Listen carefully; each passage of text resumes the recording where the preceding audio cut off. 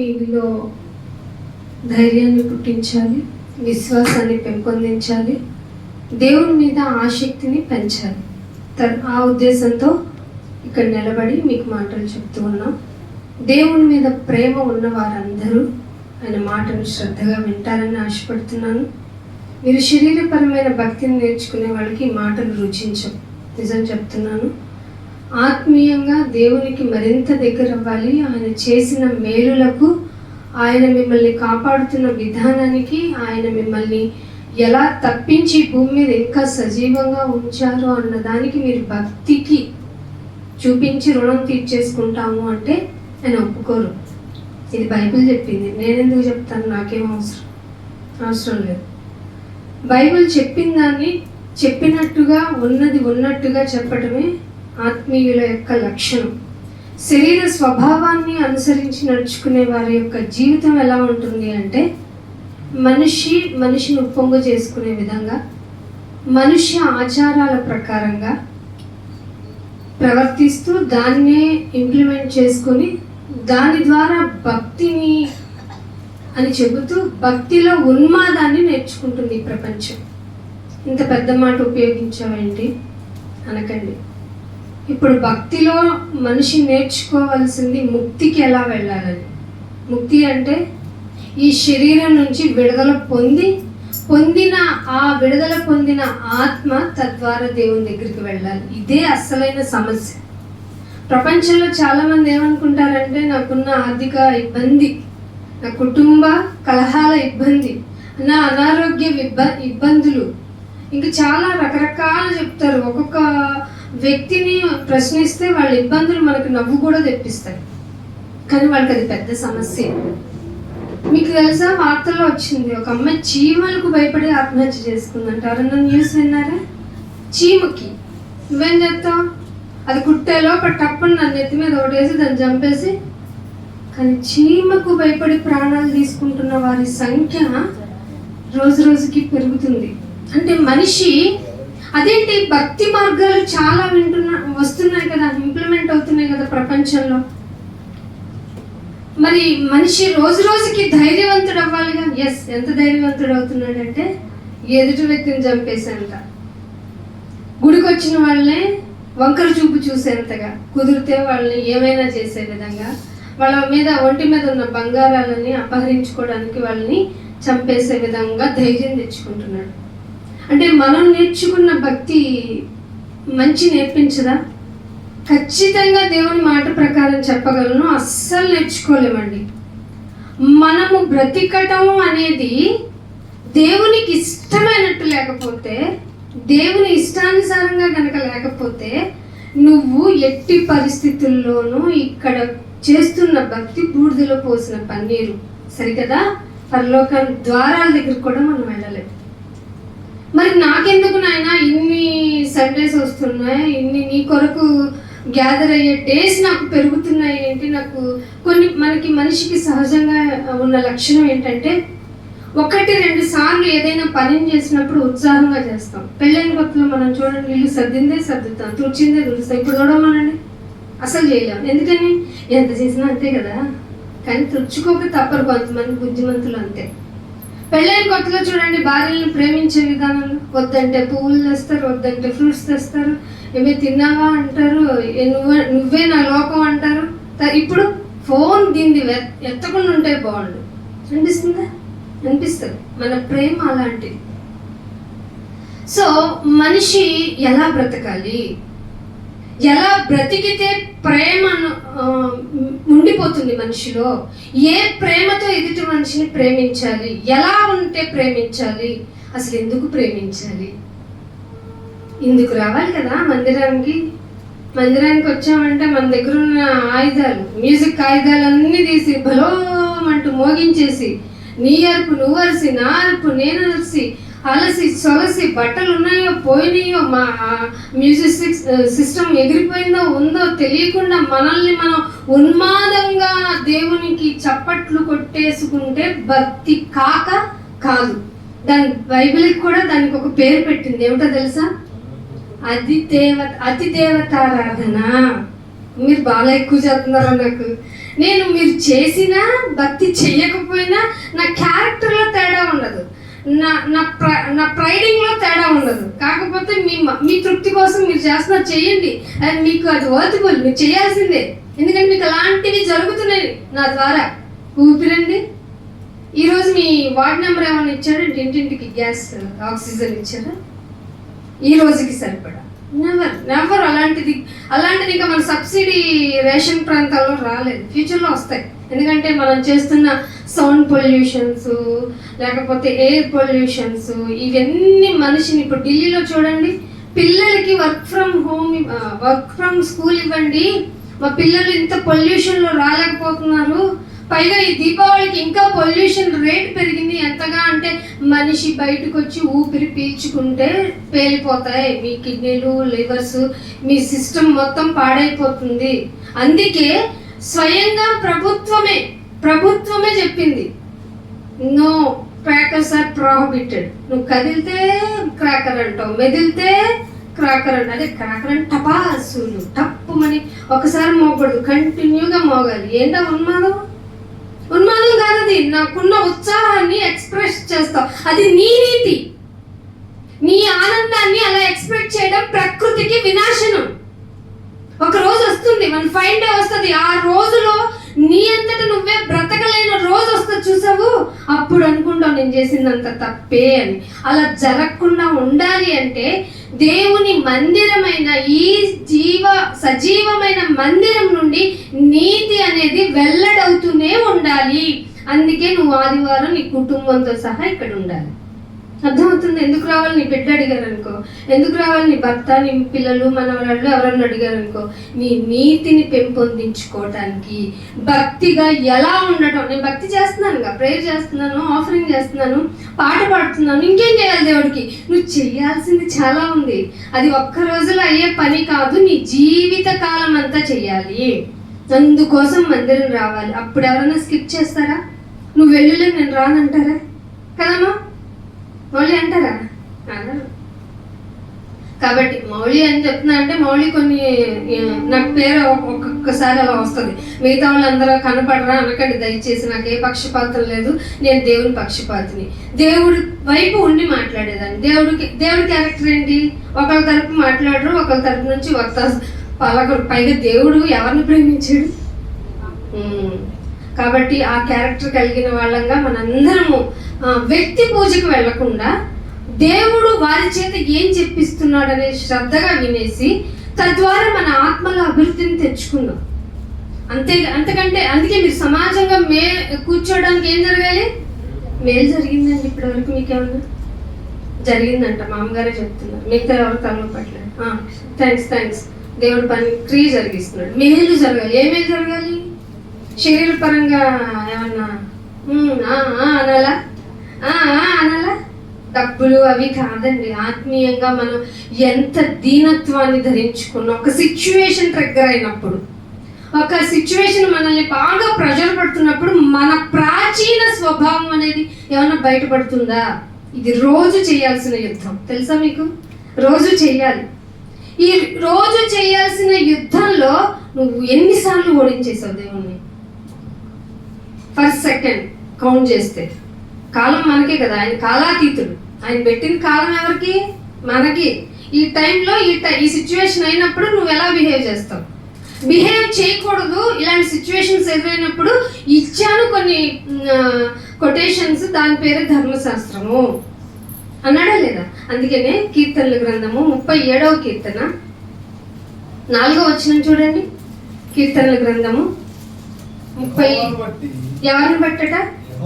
యెహోవాను బట్టి అంటే ఉన్నవాడైన దేవునిని బట్టి సంతోషించాలి. ఉన్నవాడైన దేవునిని బట్టి సంతోషించాలి. ఇక్కడికి వస్తూ నువ్వు నాకున్న ప్రతి కలిగిన దాన్నంతా బట్టి వదనాలయ్యా, నా వాహనం, నా ఇల్లు, నాకున్న డబ్బు, నాకున్న బంగారం అన్నావు అనుకో, అవన్నీ నీకు చాలా ఇంపార్టెంట్గా కనపడ్డాయి.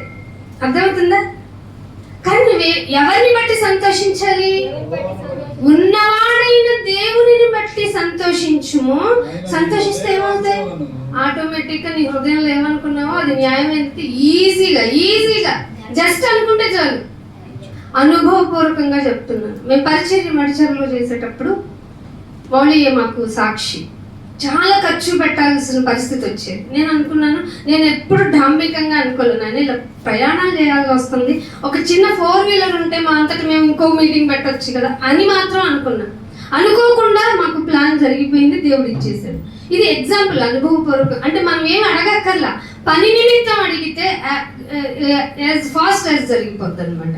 అందుకే అంటున్నాడు, నా బట్టి నువ్వు సంతోషించు, సంతోషిస్తే నీ హృదయంలో వాంఛ అంటే విపరీతంగా కావాలి అనుకునేది, వాంఛ అంటే కోరికకు మించింది, హృదయ వాంఛలను తీర్చును. ఫుల్ స్టాప్ అక్కడ. తీర్చుతాడులే అనేది విశ్వాసం, తీర్చును డెఫినెట్లీ అని. అలా జరుగుతుందా? ఈలోపు ఎవరెవరో ఎదిగిపోతున్నారు. నాయన ఏంటి నాయన ఈ బాధ, నన్ను మాత్రం నువ్వు చూడవేమి అని, కళ్ళు ఉన్నావా, నువ్వు ఉన్నావా, అసలు ఉన్నావా అని పాట మాత్రం ఎత్తకండి. అందుకే నువ్వు ఎక్కడ ఇబ్బంది పడతావు అని దాని గురించి కూడా రాయించండి. మొదటి వచనం చూడండి, చెడ్డవారిని చూస్తామా చూడము, మన కంపారిజన్ ఎప్పుడు అవుతుంది. గుడికి వస్తున్నా కూడా చెడ్డవారిని చూసి నువ్వు వ్యసనము అంటే బాధకు మించింది, అర్థమవుతుందా? నిద్రపోతున్నప్పుడు కూడా వాళ్ళ గురించి ఆలోచిస్తామని.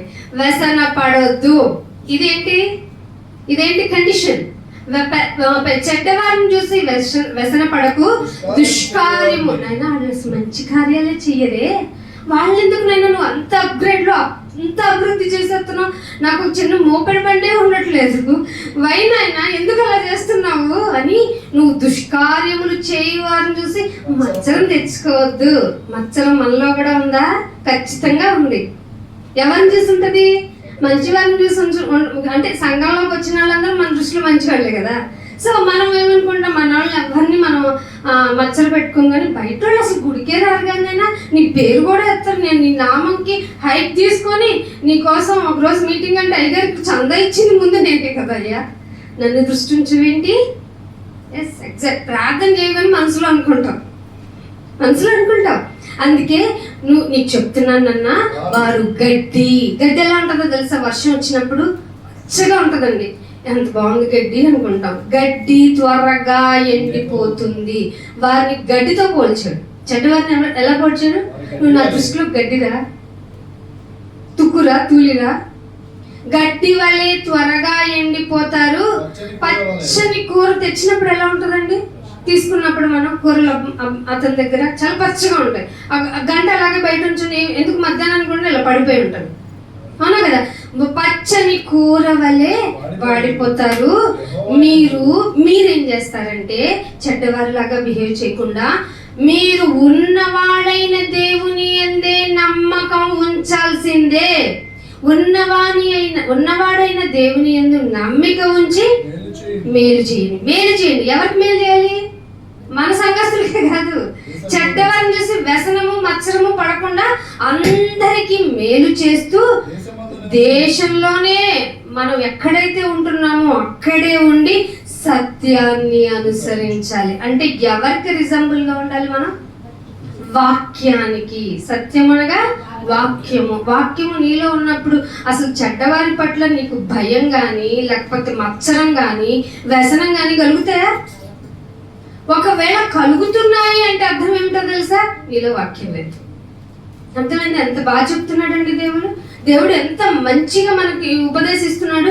అందుకే మీరు ఎవరిని బట్టి సంతోషిస్తారయ్యా అంటే మొదట మనం మాట్లాడుకున్నట్లుగా మనం సేవిస్తున్న ఉన్నవాడు సజీవుడు, నేను అల్ఫా ఒమేగా. ఇక ఏ చెప్పినా మీరు ఎక్కడి నుండి స్టార్ట్ చేస్తామన్నా, ఏ కాంతి ఇయర్ నుంచి లైట్ ఇయర్ ఏదో అంటున్నాం కదా, దానికి ముందే అనుకున్నా he was the first, alpha omega. లాస్ట్కి వెళ్తావా? నేను ఇక్కడితో ఎండ్ చేసేస్తాను, ఇక్కడితో ప్రతి విషయాన్ని ప్రతి కార్యాన్ని నేను ఎండ్ చేస్తానని ఒక క్లవర్ లోకపరమైన ఒక విజ్ఞానిగా నువ్వు అంటావా? దేర్ ఆల్సో నేనే అంటే అక్కడి నుంచే ప్రతిదీ స్టార్ట్ అవుతుంది. నువ్వు ఎక్కడ మొదలు అనుకున్నావు నేను అక్కడ ఉన్నాను, నువ్వు ఎక్కడ ఎండ్ అనుకున్నావు అక్కడ కూడా నేనే ఉన్నాను. అందుకే సైన్స్ కు కూడా తెలియని విషయాల దగ్గర నుంచే బైబిల్ స్టార్ట్ అవుతుంది. ఇది తెలియాలి అంటే నీకు జ్ఞానం కావాలి, ఇది తెలియాలి అంటే వివేకం కావాలి, ఇది తెలియాలి అంటే నిజంగా భక్తి అంటే ఏంటో తెలియాలి. ఇవన్నీ తెలియకుండా ఉన్మాద క్రియలో, లోకపరమైనటువంటి మనుషుల ఆచార వ్యవహారాల రీతిగా నువ్వు కనుక ప్రేయర్ చేస్తే దేవుడు అర్థం కాదు సరికదా, కొన్ని రోజులకి నీకే దేవుడు బోర్ కొట్టేస్తాడు. నిజం. కాబట్టి ఇంకొక మాట చూపిస్తాను. 1 యోహాను రాసిన పత్రిక 4వ అధ్యాయము, 1 యోహాను రాసిన పత్రిక 4వ అధ్యాయము 10వ వచనం. మనము దేవునిని ప్రేమించితిమి కాదు. ఏంటట? మనమేమి ప్రేమించాల, మనమేం ఉద్ధరించుకొని ఇక్కడికి రాలా. మనము దేవుణ్ణి ప్రేమించితమని కాదు, అసలు కానే కాదు. నాయన నిన్ను ప్రేమించాను నాయన అని చెప్పడం పచ్చి అబద్ధం. మరి ఏమిటయ్యా నిజం అంటే తానే తానే ఇది తన క్యారెక్టర్. అప్పుడు మనం ఎలా ఉన్నాం?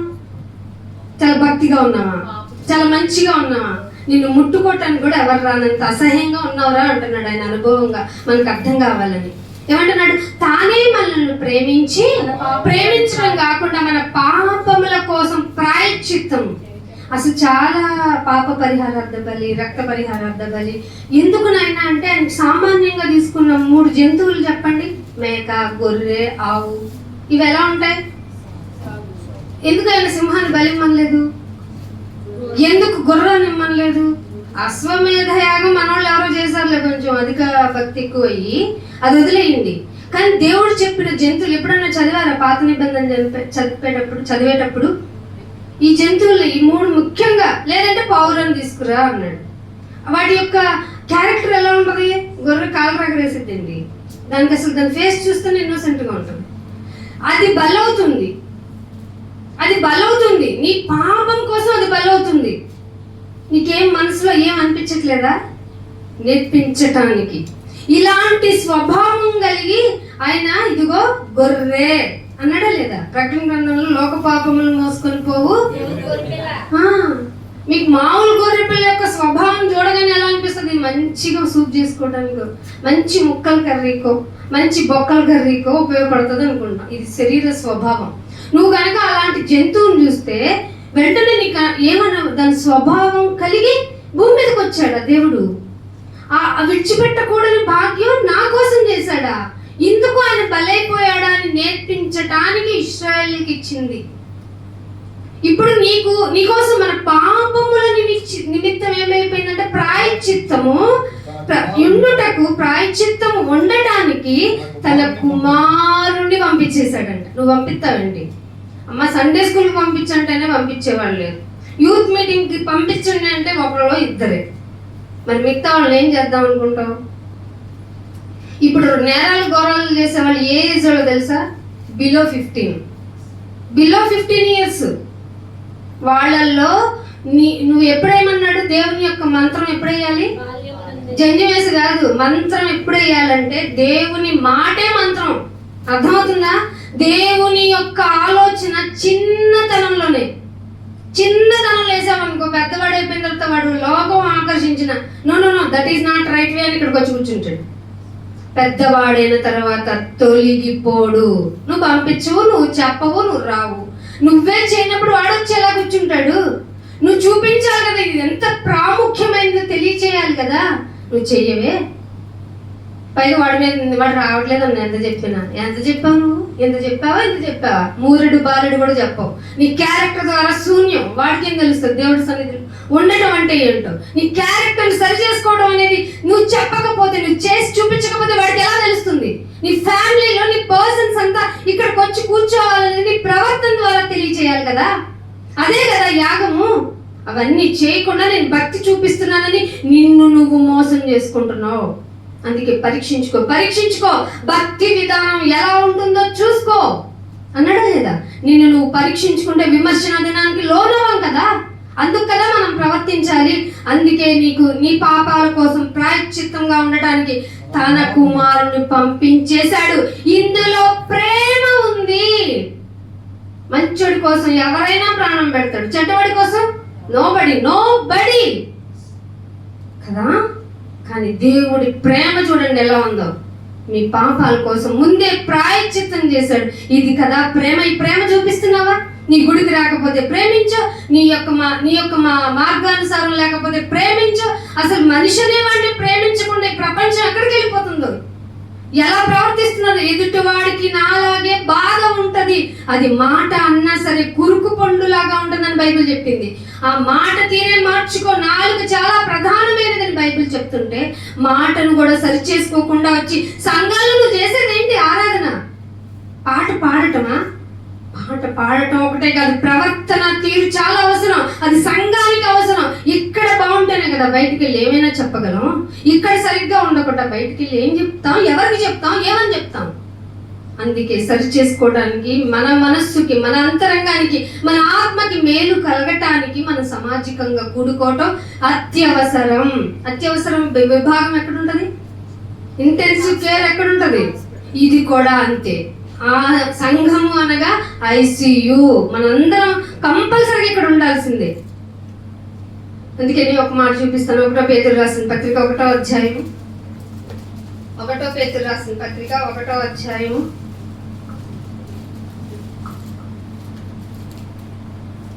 2వ వచనం. ఆత్మ వలన పరిశుద్ధత పొందిన వారై విధేయులగుటకును ఆత్మ వలన పరిశుద్ధాత్మ పొందాలంటే ఏం జరగాలి? ఎవరికన్నా ఐడియా ఉందా? లేకపోతే ఇక్కడ గల్ గల్ మన చప్పట్లు కొడితే ఆయన ఏమైనా దిగేస్తారా? Yes, exactly. మీకు ఇది అవగాహన అవ్వాలి. ఎవడన్నా మీ దగ్గరకు వచ్చి మీరు ఆత్మాభిషేకం పొందారా అని పొలైట్గా అడుగుతారు దుర్మార్గులు. వాళ్ళు ఏ వేషంగా ఉన్నారు? గొర్రె తోలు కప్పుకున్న తోడేళ్ళు. అర్థమవుతుందా? తోడేళ్ళు ఏమని అడుగుతాయి తెలుసా? మీకు పరిశుద్ధాత్మ అభిషేకం ఉందా అంటారు. ఏముండాలి?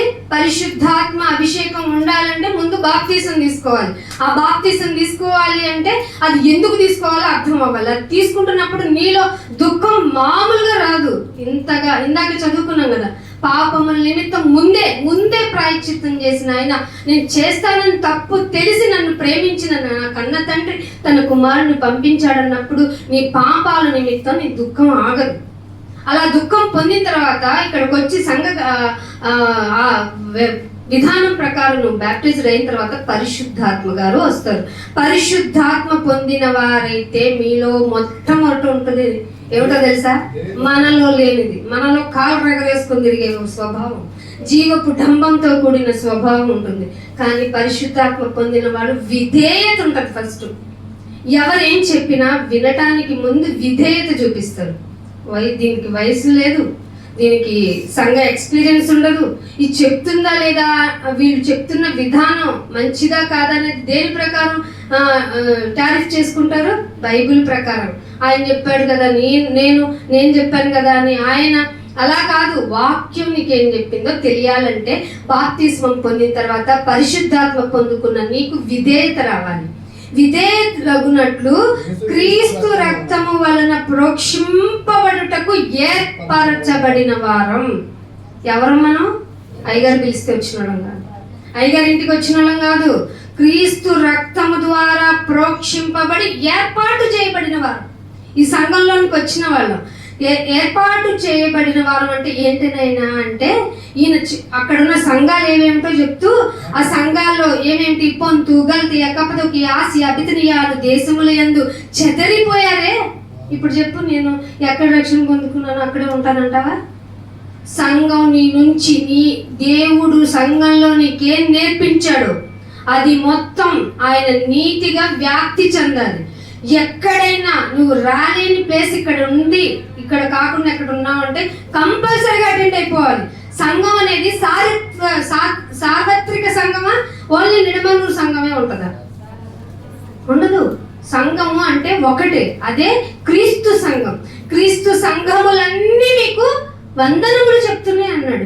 అందుకని వీరందరకు చెదిరిపోయిన వారిలోనూ యాత్రికులు కూడా ఉన్నారట. ఈ యాత్రికులందరికీ శుభమని చెప్తూ మీకేముండాలంటున్నాడు? అన్ని ఫెసిలిటీస్ అందరూ ఇవ్వాలని అన్నాడా? కృప ఉండాలి. మనం బాప్తిస్మం పొందుకొని పరిశుద్ధాత్మ పొందుకొని విధేయులైతే మనలో కృప దేవుంది విస్తారంగా ఉంటుంది. దీంతో మనం ఏం నేర్చుకుంటామంటే అందరితో సమాధానం. ఇది ఒక్క రోజులో వస్తుందా? వింటే నిద్ర వస్తుంది, చేస్తే మాత్రం భయం వస్తుంది, ప్రవర్తిస్తే మాత్రం వణుకు వస్తుంది. ఎలా సమాధానం ఉండను ఆయన? ఎలా ఉండమంటావు? నన్ను ఇబ్బంది పెట్టేస్తుంటే, నన్ను మాటలతో నన్ను చంపేస్తుంటే వద్దు. నువ్వు మాట్లాడకు. నువ్వు మాట్లాడేవంటే నేను రాను. నువ్వు మాట్లాడకుండా నోరు మూసుకొని ఉండు, నేను ఎంటర్ అవ్వాలి. ఎందుకంటే నీ కనుగుడ్డు ముట్టుకుంటే చాలు నన్ను ముట్టుకున్నట్టే. అక్కడ వరకు ఛాన్స్ ఇస్తావా, లేకపోతే నువ్వే ముందు వెళ్ళిపోతావా? కత్తులు కటాలు వేసుకొని వెళ్ళకూడదు. వద్దు, నేర్చుకోండి. కృప సమాధానం ఏమవ్వాలి? కలగాలి కాదు, విస్తరించాలి. అర్థమవుతుందా భక్తి యొక్క విలువ? అందుకే ఇంకొక మాట చూపిస్తాను. ద్వితీయోపదేశ కాండము 29వ అధ్యాయము.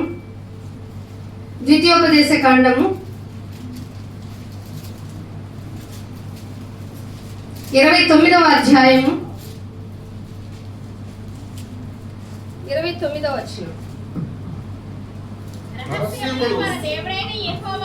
ఎవరు చెందినవండి? రాత్రి నాకు కల్లో కల్పించి నీ గురించి ఒక రహస్యం చెప్పాడు ఉన్నాను అనుకో, తోడేలా గొర్రె, వాక్య ప్రకారం అంతేనా? రహస్యాలన్నీ సీక్రసీలన్నీ దేవుడికి చెందింది. మరి నన్నేం చేయమంటావయ్యా అంటే కింద చెప్తున్నాడు, అయితే మనము ధర్మశాస్త్ర వాక్యములన్నిటినీ అనుసరించాలి. నేను వింటాను. ఫస్ట్ వినవాటిని అనుసరించి నడుచుకొనాలి. నడుచుకున్నట్లు బయలుపరచబడినవి అన్నీ ఎల్లప్పుడూ మనవి. ధర్మశాస్త్రపు వాక్యాలను విని అనుసరించి నడుచుకోవడానికే మనవి. మరి రహస్యం ఎవరిది? దేవుంది. నీకు చెప్పేస్తారా నీ రహస్యం అంటే వెళ్ళకూడదు. గొర్రె కదది, తోడేళ్ళు. తోడేళ్ల మధ్యకు గొర్రెను పంపినట్టు పంపుతున్నప్పుడు ఈ మాట చెప్పామనుకో, తోడేళ్ళని ఏం చేస్తాయి? కళ్ళు ఎర్ర చేసి పళ్ళు పట్టకుండా కొరికేస్తాయి. సో మీకు సంఘానికి తోడేళ్ల గురించి అవగాహన చాలా బాగా ఉండాలి. అమ్మా నీకు ఒక రహస్యం చెప్తున్నాను, నీకు పండంటి మగబిడ్డ పుడతాను, నేనే చెప్పేస్తున్నాను అన్నాడు అనుకో, నీకెవరు చెప్పారు? రహస్యాలని దేవుడు అని ఉంది కదా అయ్యగారు. 29 ద్వితీయోపదేశం కాదా? ఇలాంటివి ఇక్కడ చెప్పబడవు కాబట్టి మీరు ధన్యులు. అర్థమవుతుందా? చెప్పకూడదు. రహస్యం అనేది రహస్యమే. అది ఎవరిదంట? దేవునికి చెందినది. నిన్నేం చేయమన్నాడు? వాక్యము అనుసరించి నడుచుకున్నట్లు ఈ బైబిల్ గ్రంథంలో 66 పుస్తకాల్లో ఏవైతే ఉన్నాయో ప్రతిదీ కొన్ని చదువుకోవడానికి, కొన్ని దృష్టాంతములు, కొన్ని అనుసరించాలి, కొన్ని గైకొనాలి, కొన్ని నీకు ఓదార్చడానికి, నీకు నేర్పు కలిగించడానికి, వివేకం కలిగించడానికి, వివేకముగా ఉండడానికి, నిన్ను కాపాడుకోవడానికి కలిగిందే ఈ 66 పుస్తకాలు. అందుకే ప్రతిరోజు చదవాలా లేదా? చదవాలి. అందుకే నేను మీకు చెప్తున్నాను, జాగ్రత్త కలిగి ఉండండి. ఎవరి పట్ల? పాము పట్ల కాదు, తోడేలు పట్ల, తేలు పట్ల కాదు. పాముకి ఎక్కడ ఉంటుంది విషయం? తలలో ఉంటది. తేలికి ఎక్కడ ఉంటది? తోకలో ఉంటది. మనిషికి మీరే చెప్తున్నారు మనుషులైన మనం కూడా కొంచెం సిగ్గుపడం. ఎందుకంటే మనకు తెలుసు మనం ఎంత మంచివాళ్ళమో. మనం విలువెల్ల విషయం సందర్భానుసారం బట్టి, లేకపోతే మన చుట్టూ ఉన్న అభిమానులను బట్టి మనం మారిపోతాం. అది శరీర స్వభావం. అందుకే దాని బైబిల్ అంటే ప్రాచీన స్వభావం. అది దేవుడికి ఇష్టం లేదు. దాన్ని మార్చుకోవాలి అంటే కృపా సమాధానం నీలో విస్తరించాలి. విస్తరించాలంటే పరిశుద్ధాత్మ సహాయం ఉండాలి. పరిశుద్ధాత్మ సహాయం ఉంటే నీలో వివేకం వస్తుంది, విధేయత వస్తుంది. అందుకే నీకు బాప్తిస్మము అని కూడా చెప్పాలి నువ్వు కుటుంబంలో. చెప్పకుండా ఎలాగా? దేవుని యొక్క విలువైన రక్షణ గురించి నీకంటే ఇంకెవరు బాగా చెప్పగలరు చెప్పు? ఏమ్మా చెప్పగలమా మనం? మీ బిడ్డలకి మీరు చెప్తే అర్థమవుతుందా? బయట వాళ్ళు చెప్తే అర్థమవుతుందా? ఖచ్చితంగా నేనే చెప్పాలి. మీ కుటుంబంలో ఉన్న వారి వ్యక్తిగతంగా తెలిసిన వాళ్ళు మేము ఎప్పుడో అప్రోచ్ అయ్యేవాళ్ళం. అయ్యగారు వస్తే ప్రార్థన చేస్తారు, అంతకు మించి చేయగలరు. నీ కుటుంబంలో నీ సభ్యులందరికీ తెలియజేసే విధానం నీ ద్వారానే నేర్చుకోవాలి. నువ్వు నేర్చుకోకుండా, నువ్వు చెప్పకుండా ఎలాగా? అందుకే నేను ఇంకొక మాట చూపిస్తాను. యోబు గ్రంథము 28వ అధ్యాయము. యోబు గ్రంథము 28వ అధ్యాయము 28వ వచనం. మరియు యెహోవా యందలి భయభక్తులుగా ఉండటం అంటే జీకేరా బాబు జనరల్ నాలెడ్జ్ కి మించింది. అర్థమైందా? భయభక్తులు కలిగి ఉండటం అంటే మూర్ఖంగా పావులోకి పాలు పోయటం కాదు. ఆకలితో అలమటించుతున్న మంత్ బేబీస్ ఉంటారే, వాళ్ళకి పాలు డొనేట్ చేయటం. అసలు మింగలేని కక్కలేని దానికి గుడ్డెట్టడం కాదు. ఆ పౌష్టికాహారం లేని వారికి, ఆకలితో అలమటించే వారికి దానం చేయడం. ఇదే కదా జ్ఞానం అంటే. యెహోవా యందలి భయభక్తులు కలిగి ఉండటమే జ్ఞానమనియు. దుష్టత్వం, దుష్టుడి నుండి వచ్చింది నీ తత్వం, దాన్ని విడుచుటయే వివేకం. వివేకమని నరులకు దేవుడు చెప్పాడు. చేస్తున్నామా? దుష్టత్వాన్ని విడిచిపెట్టామా? దుష్టు నుంచి వచ్చే తత్వం ఏంటో తెలుసా? నరహత్య చేద్దాం, దొంగిలించేద్దాం, పరువుని ఆశించేద్దాం, ఏదైనా చేసేద్దాం, నేను మాత్రం బాగుండాలి, ఎదుటోడు ఎంత నష్టపోయినా పర్లేదు, వాడు ఎంత ఇబ్బంది పడి బాధపడిపోయినా పర్లేదు, నేను మాత్రమే బాగుండాలనుకుంటాడు. చూసావా? ఆ తత్వం ఎవరి నుంచి వచ్చింది? దుష్టుడి నుండి వచ్చింది. దుష్టుడి నుండి వచ్చిన ఈ తత్వాన్ని పోగొట్టుకోవటమే వివేకం. అర్థమవుతుందా? అందుకనే మీకు కావాల్సింది ఏంటంటే దేవుని యందు భయము భక్తి. ఆ భయము భక్తి ఉండటమే దేవుని యందు జ్ఞానంగా ఉండటం, పైగా వింటున్నారా, వివేకంగా ఉండటం. ఇవి లేని నాడు, రాని నాడు నువ్వు ఎంత భక్తి సప్త స్వరాలతో పాట పాడినా, తెల్లవార్లు నీ యొక్క వ్యక్తిగత ప్రార్థన అంటూ మొదలుపెట్టి చేసినా ఆయన ఒప్పుకోనుగాక ఒప్పుకోడు. జ్ఞానం కావాలి, వివేకం కావాలి. అలా ఉన్నప్పుడు ఏమో అనిపిస్తుందో తెలుసా? 12ంటికి ఏంటి నేను వేకుజాము వరకు ఇక్కడే ఉండి నీ గురించి పాటలాడుకుంటాం. చిచి పాట పాడుకుంటాం అంటే పోట్లాట కాదు, పాట పాడుకుంటాం, నిన్ను స్తుతిస్తాం, నిన్ను ఆరాధిస్తాం, నీ గురించి ఏమైనా చెప్పడానికి మమ్మల్ని మేము సరి చేసుకుని మమ్మల్ని మేము నలగగొట్టుకుంటాం. మిమ్మల్ని చూసి మీరు ప్యాంపర్ అవ్వకండి, మిమ్మల్ని మీరు ముద్దు చేసుకోకండి. ఎందుకంటే ఇది శరీరం, ముద్దు చేసిన కొందికి అతి గారవం అయిపోతుంది. ఈ శరీరాన్ని అస్సలు ముద్దు చేయకండి. నిద్రపోలేదన్నా పోవు, ఏంటంట ఉండు దేవుని సన్నిధిలో అని చెప్పండి. దానికి ఆకలి చేయలేదా, అన్నం తినలేదా, ఉపవాసం పెట్టుకున్నారా, ఉండు ఇంకో పూట, నాకేంటి, నేను పరలోకం వెళ్ళాలి, శరీరానికి నువ్వు మట్టివి, నువ్వు మట్టిలోనికి వెళ్ళిపోతావు, ఇక్కడే ఉంటాను. బలహీనురాలను అనుకో, నేను బలహీనురాలైనప్పుడే ఆ బలహీనతలోనే బలము కలిగిన వాడిని దేని ద్వారా అని చెప్పండి. మీ శరీరాలకి మీరు ముద్దు మాత్రం చేసుకోకండి. మీ శరీరాలు ఎప్పుడు మీలో సున్నితత్వాన్ని అబ్బా చూసావని కూర్చోలేవు, అబ్బా చూసావని నుంచోలేవు, అబ్బా చూసావు నీకు ఎంత ఇబ్బంది అవుతుందో అంటది. దాని తత్వమే అది, శరీర తత్వమే అది. అదే బైబిల్ చెప్పింది, శరీరము ఆత్మకును, ఆత్మ శరీరమునకును డ్యూయల్, ఆపోజిట్. అవి రెండుగా ఉన్న ఒకటిగా కనిపించే రెండు తత్వాలు మనలో మూలుగుతున్నాయి. కానీ ఒకటి దైవత్వము, రెండోది లోకతత్వము. ఆ రెండిటి మధ్య దేన్ని గెలిపిస్తున్నావు అన్నదే నేర్చుకోవడానికి ఇక్కడికి రావాలి. ఇంకొక మాట చూపిస్తాను. యెషయా గ్రంథము 58వ అధ్యాయం 10వ వచనం. యెషయా గ్రంథము 58.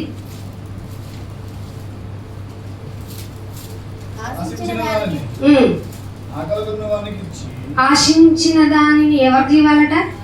ఆకలిగోనికి ఇస్తావా? బాబు మాకు అది తినాలని ఉందనుకో, నీ చేతిలో ఉందనుకో, నీకు ఇష్టమైంది అనుకో, ఇచ్చేయాలి. నేర్చుకోగలవా? నేను కష్టపడి సంపాదించుకున్నాను, నేను తినాలి, అసలే నాకు బలం తక్కువ అనుకోకూడదు. ఏమని బైబిల్ మీకు ఇంతకుముందు కూడా చెప్పా, మీకు కలిగిందాన్ని అమ్మాలి. మీకు ఎవరన్నా ఆశిస్తే దాన్ని ఏం చేయాలట? ఇచ్చేయాలి. ఇస్తావా? చదవండి మళ్ళీ. ఆశించిన దానిని, ఆకలిని గొనిన వానికి ఇచ్చి, శ్రమ పడ్డాడనుకో ఎవడన్నా వాడిని తృప్తిపరచాలి. ఇంత ఇచ్చేవింటాయో అని ఏడ్చుకుంటే వెళ్ళకూడదాడు.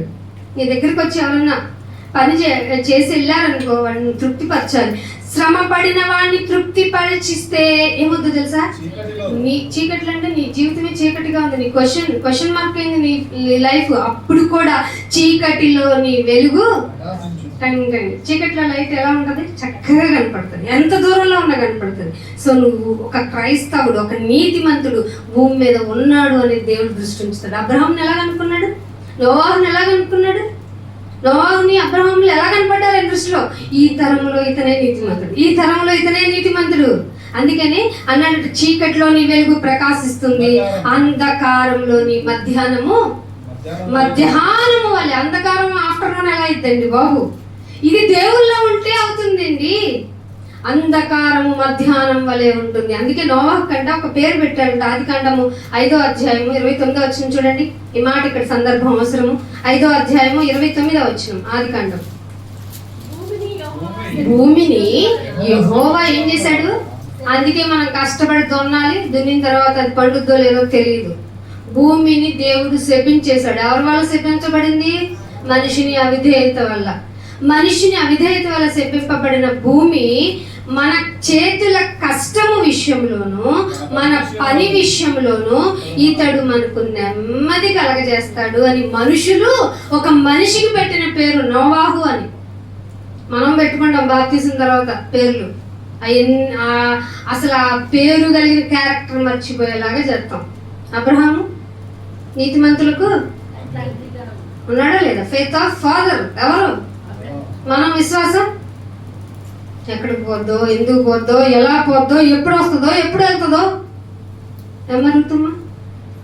ఇక్కడ నేను నా పేర్లు మైండ్లో ఉన్నాయి చెప్తున్నాను, దయచేసి ఏమనుకోకండి. మరి ఆ పేర్లే ఉన్నాయి కదా బైబిల్లో, నన్నేం చేయమంటారు? అందుకనే మా కష్టము విషయంలో, మా పని విషయంలో ఇతడు మాకు నెమ్మది కలుగు. మీ పేరు అలా ఉందా అసలు? మీ జనుల మధ్య కనీసం స్వజనుల మధ్య ఉందా అట్లా? ఇతడి వల్ల మాకు నెమ్మది. ఎందుకు నెమ్మది ఉంటుంది? నిన్ను చూసి, నీ నీతి తత్వం చూసి ఆపద రాకుండా కాపాడాలి దేవుడు. అర్థమవుతుందా? అంత విధేయత చూపించాలి దేవుని మాటకి.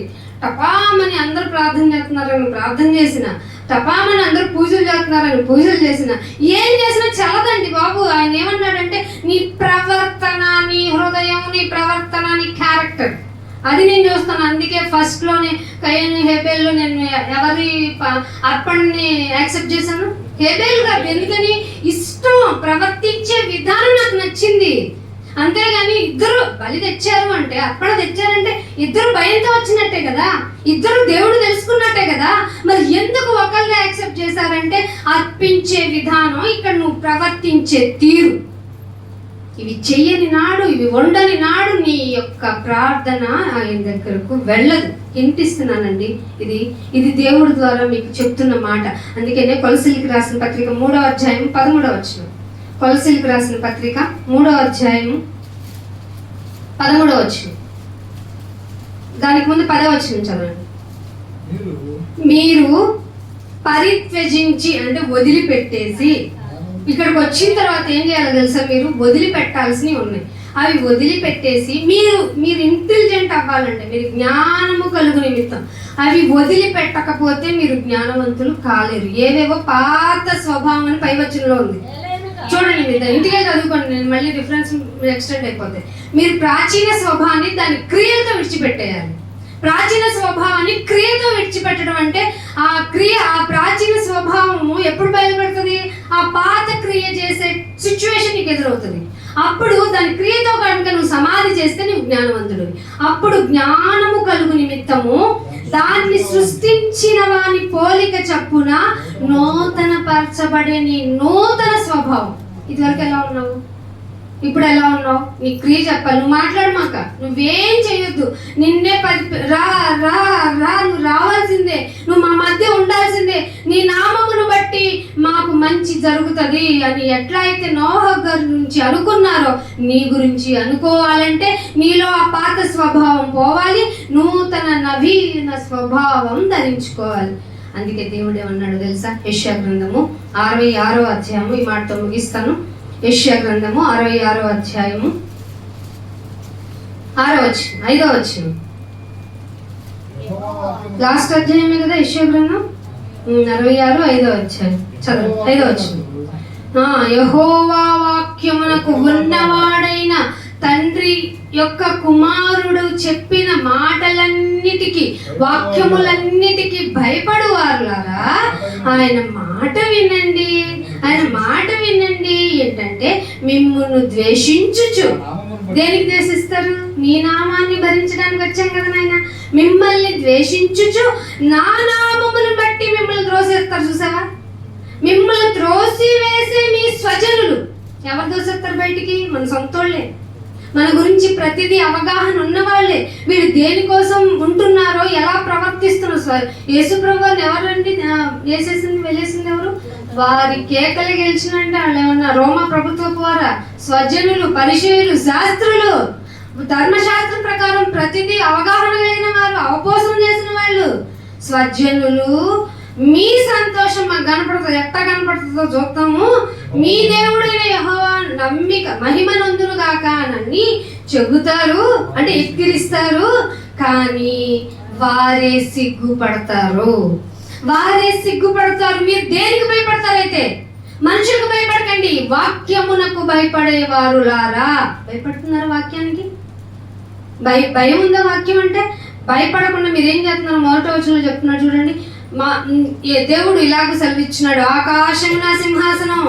మీకు తెలుసు, ఆయన మందిరం మందిరం మందిరం అంటున్నారు. మీ మందిరాలు సెట్ చేసుకోకుండా మందిరము ఎక్కడ ఎక్కువ మంది వచ్చే చోటకి వెళ్ళిపోతే అక్కడే దేవుడు మహిమ ఎక్కువ ఉంటుంది అనుకుంటున్న వాళ్ళారా. సింహాసనము, ఆకాశము నా సింహాసనము, భూమి నా పాద పీఠము, మీరు నా నిమిత్తము కట్టడానికి ఉద్దేశించుకుని ఇల్లు చూపించండి. అంటే నాయన మేము ఇక్కడ కట్టుకుని నీ పేరుతో మేము కట్టుకుని ఇల్లు నోనా సంబంధం లేదా? నీకు పట్ట జాలదు. ఆకాశమే ఆయన పాదపీఠమైనప్పుడు ఆయన ఆకారం ఇంకెంత ఉంటుందో నువ్వు ఎస్టిమేషన్ చేయగలవా? ఆకాశం మనకు అనిపించేది ఇంత కదా. అవన్నీ నా హస్తకృత్యములు, నా చేతులతో చేసిన పనిరా ఈ భూమి అంటే. నువ్వు దేవుణ్ణి ఏ విధంగా ఎస్టిమేట్ చేస్తున్నావు? ఇంత చిన్న హోల్లో ఒక ప్రిజన్ లాంటి దానిలో ఒక స్టాట్యూటిక్ ఫిగర్ పెట్టి నన్ను పూజిస్తావా? నువ్వు ఏమనుకుంటున్నావు? దేవుడికి ఇశ్రాయేలు మీద ఎందుకు కోపం వచ్చిందో తెలుసా?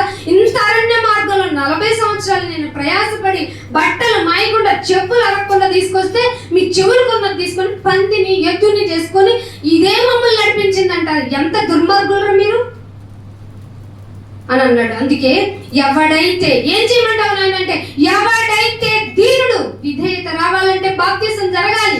ఆ బాప్తిసం వస్తేనే పరిశుద్ధాత్మ వస్తారు. అప్పుడే కృపా సమాధానం విధేయత వస్తుంది. కాబట్టి ఈ విధేయత ఉన్నవాడే ఎప్పుడైతే దీనుడై నలగాలి. నువ్వు నలగాలి దేవుళ్ళు అంతే. శరీరాన్ని ప్యాంపర్ చేసుకోవద్దు అనేది అందుకే, నేను శరీరాన్ని నమ్మొద్దు అనేది అందుకే. శరీరమే శత్రువు మనకి. ఈ విషయం అవగతం అవ్వడానికి దేవుడు అనేక చోట్ల రాయించాడు. చాలా చోట్ల చాలా సంఘాల శరీరాలు గెలిచిపోతున్నాయి. కాబట్టి ఎవడు దీనుడే నలిగిన హృదయం ఉందా? గలీలో వాళ్ళు ఎవరిలో వదిలేండి, ఇక్కడ వదిలేండి. నలిగిన హృదయం ఉందా? ఎలా చేస్తావు మరి? ఎవరైనా నలగకుండా హృదయాన్ని అప్పుడు ఏం చేస్తావు తెలుసా? కుటుంబం అంటావు, సంఘం అంటావు. అసలు దేవుడు నీకు ఇచ్చిన రక్షణ వాల్య గురించి కదా చేయాలి. చేస్తున్నావా? నలిగిన హృదయముతో నా మాట విని, కాళ్ళ మీద కాలేసుకుని నిద్రపోరు. అర్థమైందా? విని వణుకుచుండునో, దృష్టి ఖచ్చితంగా ఆయన మీద నువ్వు పిలవక్కర్లా. కానీ నువ్వేం చేస్తున్నావు తెలుసా? 3వ వచనంలో నువ్వేం చేయకుండా ఎద్దును తెచ్చేస్తా ఉంటావు, వధించేస్తా. దీన్ని ఎద్దును వధిస్తున్నావు కదా నా పేరు చెప్పి. వాడు ఎలాంటి వాడో తెలుసా? ఎద్దును చంపావా నువ్వు నరుని, నీలాగా ఉన్న మనిషిని చంపినట్టే. ఎక్కడో రాయలేదు, మనం ఏ ధర్మంలోనూ చదవట్లా. సాక్షాత్తు బైబిల్లో చెప్పింది, ఎద్దును చంపావా నువ్వు మనిషిని చంపినట్టే అంది. అందా? ఇంకేమన్నాడు? గొర్రె పిల్లని బలిగా అర్పించావా, కుక్క మెడను విరుచు వంటి వాడవే. అసలు కుక్క మెడను విరిచేంత కఠినాత్ముడుగా నువ్వు గొర్రె పిల్లని అర్పిస్తున్నాను అంటున్నావు. చాలా మంది ప్రేమ విందులు, ఆ విందులతో ఒక గొర్రెని ఇక్కడ కట్టేసి మేపెత్తాం అనుకోండి. అది ఏ స్వభావం మంది అంటే, మీరు మాంసాహారులే ఉన్నారని నేను అనట్లా, స్వభావం తెలుసుకోండి అంటున్నా. మీరు అర్పించే గొర్రె పిల్ల బలి కుక్క మెడను విరిచిన వంటిదే. అటువంటి కుక్క మెడను విరిచిన వంటి వాడే నైవేద్యము చేయువాడు. పైగా పంది రక్తము అర్పించిన వంటి వాడే ధూపం వేసేవాడు. బైబిల్లో ఉంది. నువ్వు ధూపం వేసా, క్యాండిల్ పెట్టా, సాంబ్రాన్ని పెట్టాను, ఒక స్టాచ్యూ ఫిగర్ పెట్టి ఒక జంతువుని బలి చేసావంటే నువ్వు ఎలాంటి క్యారెక్టర్ చెప్తున్నాడు? ఇలాంటి క్యారెక్టర్ అంతా ప్రాచీన స్వభావం. ఇవి మారాలి నీలో. నువ్వు డబ్బుతో ధనంతో నువ్వు ఎలాగా జీవితాన్ని గడిపేస్తున్నావు అంటే నన్ను పూర్తిగా మర్చిపోయేలాగా అపరంజిని నమ్ముకుంటున్నావు, నువ్వు డబ్బుని నమ్ముకుంటున్నావు, మనుషుల్ని నమ్ముకుంటున్నావు. కానీ నువ్వు ఎవరి మీద? యెహోవా యందు నమ్మిక ఉంచువారు కదలక నిత్యము నిలుచు.